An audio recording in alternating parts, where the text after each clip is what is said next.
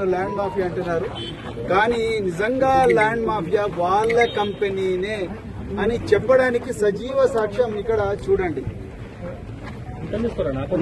దాకా ప్రశాంత్ గారు ఒక ఫోటో కంటైనర్ రాఘవ కన్స్ట్రక్షన్ అంటే ఈ అక్రమంగా మైనింగ్ చేస్తున్న ఈ ప్రాంతం అంతా కూడా ఈ రాఘవ కన్స్ట్రక్షన్స్ చేస్తుంది. ఇక చూడండి వాళ్ళ కంటైనర్ మీద కూడా రాఘవ రాసిందని ఒక ఫోటో పెడితే రాత్రికి రాత్రి నీలి రంగు వేసి ఈ రాఘవ అనేది కనిపించకుండా చేసిండ్రు. చూడండి ఇప్పుడు ఆయన కృష్ణ గారు మొత్తం తుడుస్తున్నారు.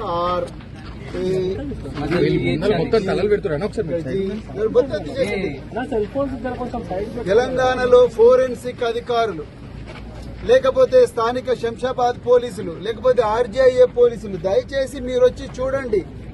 ఈ పెయింట్ ఫ్రెష్ గా వేసిన పెయింట్ ఇక్కడ క్లియర్ గా రాఘవ అని రాసున్నది.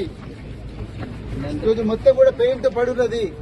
అయ్యా పొంగులేటి శ్రీనివాసరెడ్డి గారు మీరు తప్పు చేయకపోతే రాత్రి దీని రాఘవ మీద బ్లూ పెయింట్ నీలి రంగు కలర్ వేయాల్సిన అవసరం ఏమున్నది? ఈ రోజు ఈ క్రషర్ బంద్ చేయాల్సిన అవసరం ఏమున్నది? మీ ఇక్కడ పనిచేసే ఎంప్లాయీస్ అందరూ పారిపోవాల్సిన అవసరం ఏమున్నది?